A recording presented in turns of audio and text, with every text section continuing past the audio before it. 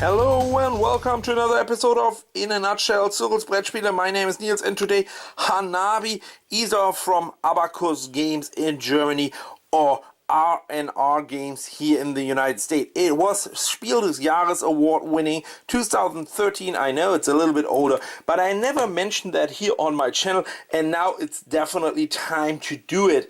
I love this game since 2013, and now it's time to show it here to you on my channel in a nutshell. Just quickly the rules and the really cool stuff. You have a bunch of these cards. These cards have 5 different colors. So they are coming into yellow, into green, into another yellow, okay, blue, white and red, but now red and white. If you think, okay, in the light it's really hard to distinguish yellow and white, that's true, but they have symbols on it, so this symbol and this symbol is different, so it's even working for colorblind people, not perfectly. The symbols are very tiny. The interesting part on this game is, and the numbers are from 1 to 5, you are building a firework. You are in Japan and you are trying to build a perfect firework. And each perfect firework starts with one rocket of number 1 from one color, then goes to 2, goes to 3, goes to 4, and ends up in the grand final of a 5, which I cannot find right now. And your goal is to build 5 stacks out of 5 cards. I can say upfront that is so tough. 25 points, so you get points based on the final card here, so this stack would be at the end of the game 4 points. Getting 25 points, I have never seen that, and I played this game probably 50 times. So it is so tough. So what can you do on your turn, and what is the clue? The clue is you either have 4 or 5 different cards, but instead of you are looking at the cards, you are looking at the back of the cards. And you are holding your cards like this. So your opponents, or this is a co-op game, so there are no opponents, the other players can see the cards, but you don't know. And the trick is, you have to play your cards without knowing something. So what can you do on your turn if you don't know your cards? So either you can give someone a clue about his cards or her cards. So you know these cards are here. So you can say these cards are yellow. Obviously a stupid hint because all of them are yellow. So it would be more smart to say this is a 1.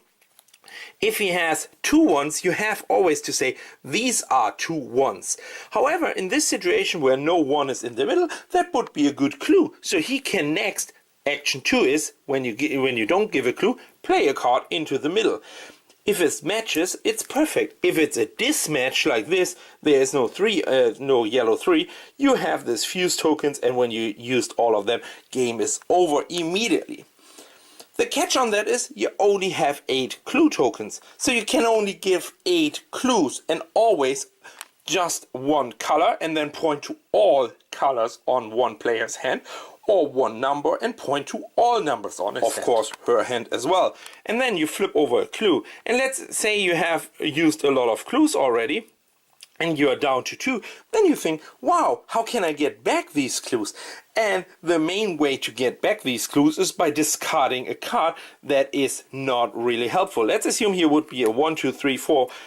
All of them would be here, and I have 2 1s on my hand, and all of them are lower than a yellow 4. Why not saying all of these are yellow? Probably he is smart enough to understand that there's no 5 in it because I said all of them, and he is starting to discard. So instead of giving a clue, you could also discard a card and draw another card and then getting a clue back. This goes until the stack runs out, and then each player has 1 more turn. And again, this cooperative card game about clues is so tough, I have never played it. However, if you won it with 25, I played it a lot of.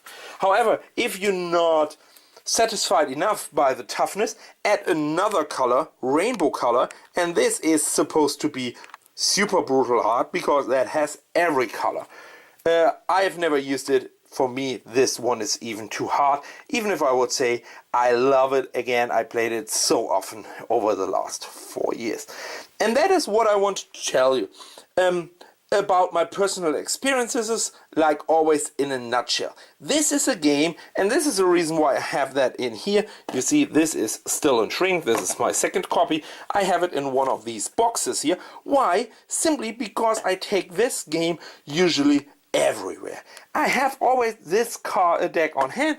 The rules are also in there, and everything is in one of these boxes. And I take them. As you can see, they are all also sleeved because I really use them, these cards, a lot of. But I take them to bars, I take them to restaurants. You can play that game. It's a good 25-minute game, 20 to 25-minute game. But it's also a puzzle, a burn, and it's a perfect gateway game. You can play that with everybody. The only thing that I figured out over the last years is that people who are usually like competitive games probably don't like that game. Simply because it's cooperative, and for them it's too tricky. Also, in a bar or in a restaurant, please keep in mind you have really remember what your cards are, so it's pretty tough to get all the clues because you're not allowed to talk or ask, oh, what was this card again? No way. It's all memory. You all have to remember that. One little thing that I wanted to give you as a special Nils clue.